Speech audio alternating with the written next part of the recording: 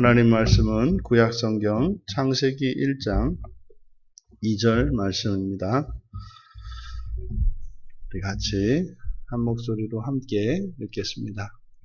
땅이 혼돈하고 공허하며 흑암이 깊음 위에 있고 하나님의 영은 수면 위에 운행하시니라. 아멘. 설교의 제목을 땅과 흑암 그리고 성령이라고 정했습니다.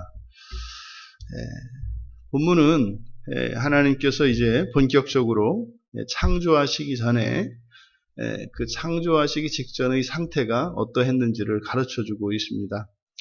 앞에서도 말씀드렸던 것처럼 1절과 2절 사이에는 긴장이 있다 이렇게 말씀을 드렸습니다. 왜냐하면 1절에서 천지 창조에 대한 선언이 있고 2절에서 밝히고 있는 땅에 대한 이 말씀 사이에는 괴리감이 있기 때문입니다. 왜냐하면 하나님이 하나님이 천지를 창조하신 것과 2절의 이 땅의 상태를 혼돈과 공허로 나타내고 있거든요. 땅이 혼돈하고 공허했다. 근데 이 혼돈하고 공허하다라고 하는 표현은 성경에서 부정적인 표현입니다.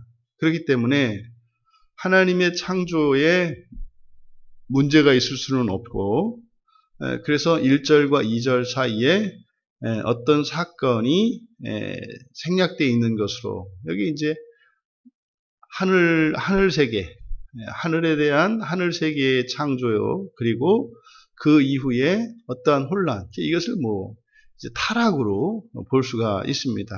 이것은 정확하게 성경에서 밝히고 있지 않기 때문에 이렇다 저렇다 할 수는 없습니다만 충분히 우리가 유추할 수 있습니다. 하지만 여기에 대해서 견해는 달리할지라도 공통적인 것은 뭐냐면 하나님이 구체적으로 첫째 날부터 창조를 하시기 이전에 이 세상은 어떤 상태였다? 하나님의 구원이 필요한 상태였다라고 하는 것에 있어서는 모두 공통적입니다. 여기서 혼돈, 공허, 이 혼돈은 토후라는 말이고 공허는 보후라는 말이에요. 그러니까 토후, 보후. 토후라고 하는 것은 질서가 깨어진 상태를 말합니다. 그래서 쓸모없다, 쓸모없는, 형태가 없는, 또 혼란한 이런 의미로 해석이 되는데 공통점, 사전적인 의미는 질서가 깨어진 상태입니다. 질서가 깨어진 상태. 그러니까 하나님의 속성과 맞지가 않아요. 그러니까 1절의 창조와 2절 사이에 어떤 일이 있었던 거죠. 그 다음에 보후라고 하는 것은 이것은 항상 토후하고 쌍으로 사용되는 단어입니다. 이제 3번 이게 사용이 되는데 이 보후의 뜻은 텅 비어 있다 이런 뜻이에요. 근데 텅 비어 있는 것은 원래 비어 있는 게 아니라 비어진 상태를 말합니다. 마치 요즘 우리 집사님네 집 근처에 이제 그 재건축하고 그러잖아요. 거기에 이렇게 건물들이 많았었는데 싹 비어진 상태. 그것을 이제 보후라고 해요. 그러니까 이 토후와 보후라고 하는 이것은 땅에 어떤 일이 일어난, 뭔가 어떤 일이 일어난 것을 가르쳐 줘요. 그래서 이렇게 혼돈과 공허 상태의 땅, 그리고 이제 거기에 또 우리에게 제시되는 것이 뭐냐면 깊음 위에 있는 흑암입니다. 깊음 위에 있는 흑암. 이제 흑암이면 이제 빛이 없는 상태를 나타내는 것인데, 그러면 여기서 깊음이라고 하는 것은 뭐냐? 깊음이 테홈인데, 테홈이라고 하는 말은 성경에서 사용된 용례들을 보면 다 물에 사용되는 말이에요. 깊은 물을 나타낼 때 테홈이라는 말을 씁니다. 그러니까 깊음 위에 있는 흑암, 그러니까 빛이 없는 그 흑암이 물 위를, 그러니까 무한한 어둠이 펼쳐져 있는데 그 어둠 밑에는, 어둠 가운데에는 물이 있는 것으로, 큰 물이 있는 것으로 나타내는 겁니다. 그렇다면 이 어둠이라는 것은 주로 성경에서도 은유적으로도 많이 사용을 하죠. 빛이 없는 어둠이니까 빛에 이제 비유될 수 있는 것이 진리고 생명이고 의고 그래서 이것의 부정적인 개념으로 흑암이 주로 사용이 됩니다. 근데 사실은 인간의 학문 철학에서는 흑암을 굉장히 좋은 것으로, 왜냐하면 지상에 있는 색깔을 그 수채화 물감을 전부 합치면 이게 검정이 됩니다. 그래서 이 검정은 지식의 색깔이에요. 그래서 이제 검정색 가운을 입고 이제 학위 수여식을 할 때 검정색 가운, 검정색 모자를 쓰는 이유가 모든 지식을 다 가졌다고 하는 그런 의미예요. 이제 성경에서 이 어둠은 사실은 창조가 필요한 상태, 이거를 나타내는 거죠. 근데 이 어둠도 하나님이 만드시는 물질이에요. 왜냐하면 이사야서 45장 7절에 보면은, 또 에레미야 13장 16절에도 나는 빛도 짓고 어둠도 창조했다, 이렇게 말씀을 하거든요. 그러니까 이게 놀라운 얘기예요. 이게 지금 모세가 이 성경을 기록할 당시에 그때 어둠을 물질이라고 얘기하는 거거든요. 근데요, 어둠이 물질이라고 이야기하기 시작한 지 몇십 년 안 됐습니다. 과학자들이 그래서 이 어둠이 그냥 빛이 없는 깜깜한 게 아니라 어둠이 물질이구나. 어둠 물질이라고 지금은 이야기를 하죠. 그런데 지금 이때 당시에 이미 모세가 어둠이 물질이다. 근데 사실 그때 사람들은 이게 그런 얘기인지 별로 와닿지 않죠.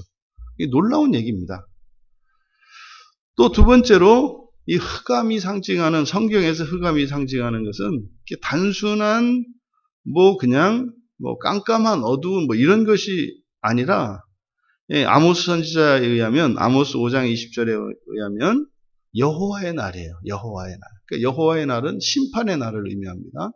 그래서 어둠은 곧 하나님의 심판, 여호와의 심판의 날입니다. 그래서 출애굽 당시에 그 9번째 재앙도 흑암의 재앙이 있었죠. 그것은 임박한 하나님의 심판을 나타내는 겁니다. 그리고 예수님께서 십자가에 돌아가셨을 때, 그때도 어둠이 임하죠. 또 흑암은 이런 혼돈과 공허의 시간이고 하나님의 심판이 임박한 시간이에요. 그러니까요, 사실은 하나님의 심판이라고 하는 것은 모든 것의 끝이기도 합니다만 새로운 시작이죠. 흑암은. 흑암이 임한 것은 하나님이 무엇인가 새로운 것을 시작하려고 하는, 그러니까 지금도 흑암이 임한 상태, 이때가 바로 이제 하나님께서 창조하시는 때이지 않습니까? 그러니까 마찬가지입니다. 우리 인생에도 어둠이 왔을 때 그것은 새로운 시작을 또한 예고하는 거예요. 이게 이제 사탄 마귀가 제일 싫어하는 거고, 이게 견딜 수가 없는 거예요. 왜냐하면 세상적으로는요, 어둠이 덮치면 끝난 거거든요. 근데 그리스도인들은요, 어둠이 닥치면은요, 거기에서 새로운 시작에 대한 소망을 봐요. 그러니까 이거는 죽여도 죽일 수가 없어요, 그리스도인들은. 그러니까 세상에서는 어둠이 오면 끝난 거거든요.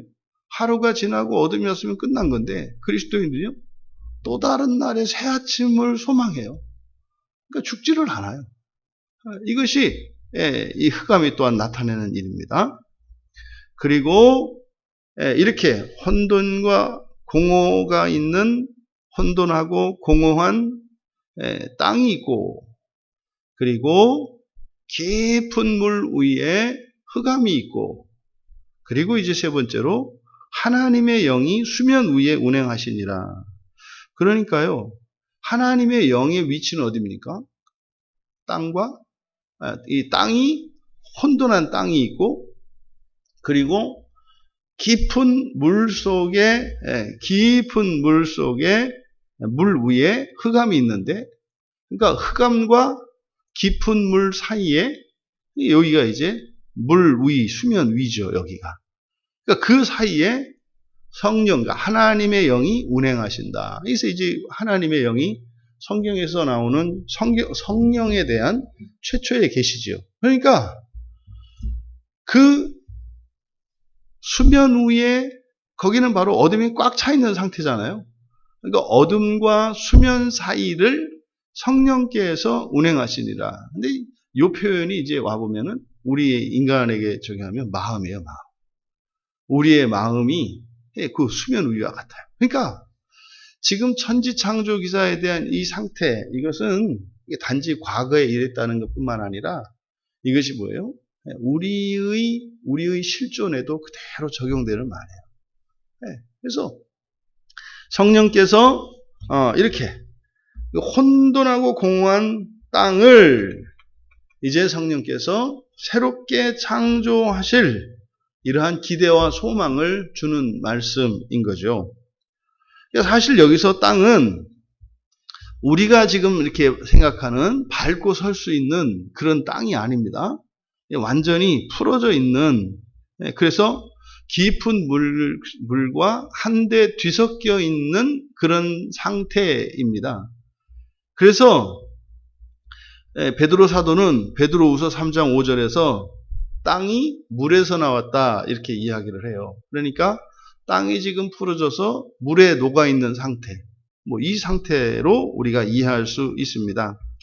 바로 성령께서 그러니까 이제 하시는 일이 무엇인지, 이제 우리는 그 창조에 대한 기사 얘기를 아니까, 그래서 이거를 이제 물 속에 있는 흙들을, 이 땅을 한 군데로 딱 모아서 이제 물 위로 드러나게 하시잖아요. 그래서 땅과 바다로 나뉘고 하는 이 일이 이제 성령의 역사로 일어나는 거죠. 여러분, 지금 여기서 밝혀주고 있는 이렇게 혼돈하고 공허한 땅과 그리고 깊은 물 위에 있는 이 흑암에 대한 선언, 그리고 그 위에 성령이 운행하시는 이 장면이 지금 모세를 통해서 하나님께서 우리에게 주신 창조 직전의 상태입니다. 창조 직전의 상태. 이것이 오늘날 보면은 우리의 상태예요, 우리의 상태. 그러니까 우리가 예수 그리스도를 모르죠. 그러다가 예수 그리스도를 이제 영접하고 난 상태. 바로 요게 딱 요 상태예요, 요 상태. 그러니까 하나님께서 딱 만지려고 하는. 지금 이제 창작을 시작하시려고 하는 상태. 그러니까 단지 이 천지 창조의 기사는 이게 그냥 이 세상 물질 세계를 창조한 것뿐만 아니라 바로 우리예요. 구원에 대한 하나님께서 사람을 어떻게 구원하시는지를 가르쳐주고 있는 것이다. 예수님께서 십자가에 딱 돌아가실 때 그때 3시간 동안 흑암이 완전히 덮었었다고요. 흑암이. 그 상태는 바로 우리들의 현재의 상태에서 우리를 새롭게 하나님께서 창조하실 때 거기에는 먼저 그리스도의 죽음이 있다는 것을 알아요. 그러니까 이 창조 때로 돌아가 보면 1절과 2절 사이에 구원이 있는 거예요. 1절과 2절 사이에. 왜요? 그래서 그리스도께서 행하신 일을 보고 우리가 알 수 있다 이 말이죠. 그러니까 그때도 하나님께서 구원을 하신 거예요. 뭔지는 모르지만. 그래서 이제 그때부터 성령께서 이제 그 일을 행하시는 거죠. 그러면요, 실질적인 창조는 말씀, 로고스로 하세요. 근데 일하시는 것은 성령이시고요. 그 뜻은 성부 하나님이신 거고요. 그러니까 성부 하나님과 성자 하나님과 성령 하나님의 이 삼위 하나님의 사역이 함께 일어난 것을 우리가 알 수 있습니다. 하나님의 창조가 필요한 땅, 하나님의 구원이 필요한 땅. 왜요? 창조의 핵심은 땅이니까. 또 땅에서도 사람이니까. 그래서 바로 우리들이 하나님의 구원이 필요한 존재인 것을 성경은 우리에게 가르쳐주고 있다. 하나님이 구원하지 않으시면 그냥 혼돈하고 공허한 상태일 수밖에 없어요. 그러니까 이 혼돈하고 공허한 땅은 창조 직전의 자연 상태를 가리키는 말입니다만, 이것은 또한 하나님께서 우리를 재창조하시기 직전에 갈 길을 몰라 방황하는 우리 인간의 상태가 혼돈과 공허로 나타낼 수 있는 거죠. 하나님께서 창조하실 때 사도 바울이 에베소 교인들을 향해서 에베소 5장 8절에 보면 너희들이 전에는 어둠이었다 이렇게 얘기해요. 전에는 너희가 어둠이더니 이제는 주 안에서 빛이라. 빛의 자녀들처럼 행하라. 그러니까 천지창조에 대한 얘기예요. 그 천지창조가 그래서 단지 과거적 사건을 이야기하는 것이 아니라 이 천지창조기사는 재창조를 위해서 주신 이런 소망의 관점에서 보아야 되는 것이다 라고 말씀을 드렸던 겁니다. 이 어둠이 이렇게 빛으로 바뀔 겁니다. 그리고 이 물은요, 이제 나뉠 겁니다. 윗물과 아랫물로 나뉠 겁니다. 그리고 그 사이에 공간이 생길 것입니다. 그때 생기는 그 공간이 첫 번째 하늘인 거죠.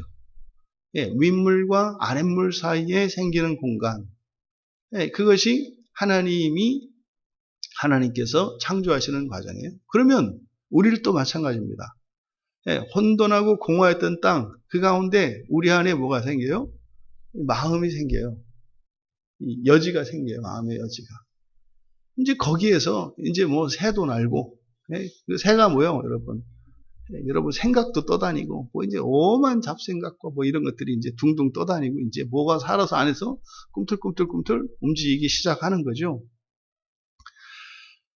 이것과 지금 이렇게 수면 위를 운행하시던 성령을 이제 신약에서 거기에 빗댈 수 있는 것이 바로 오순절 성령 강림 사건이죠. 사도행전 2장 1절에서 4절에 오순절날이 이름에 그때 성령께서 호련히 하늘로부터 급하고 강한 바람 같은 소리가 있어서 그들이 앉은 온 집에 가득하며 불의 혀처럼 갈라지는 것들이 그들에게 보여 각 사람 위에 하나씩 임하여 있더니, 그러니까 그때 수면을 운행하시던 그 성령의 역사가 오순절 마가의 다락방에 임했습니다. 그리고 이제 성령께서 바로 예수님을 배신하고 도망갔던, 진리를 받았지만 진리를 깨우치지 못하고 진리와 그들의 삶이 이렇게 서로 다른 이중적인 그런 인생을 살았던 그들에게 성령께서 이제 진리의 사람들이 되게 하셔서 그 진리가 무엇인지 확실히 깨닫고 이 세상의 모든 것을 아주 사소한 것으로 여기고 그 하나님 나라의 영광을 위해서 살아가게 되는 일이 일어나는 것입니다. 여러분, 바로 하나님께서 이 세상을 창조하시기 직전에 그 무질서하고 그리고 텅 비어 있는, 그리고 흑암으로 덮여 있는, 그래서 있는지 없는지도 모르는 그런 상태의 성령으로 우리에게 다가오셔서 이제 하나님께서 창조하시려고 합니다. 우리입니다.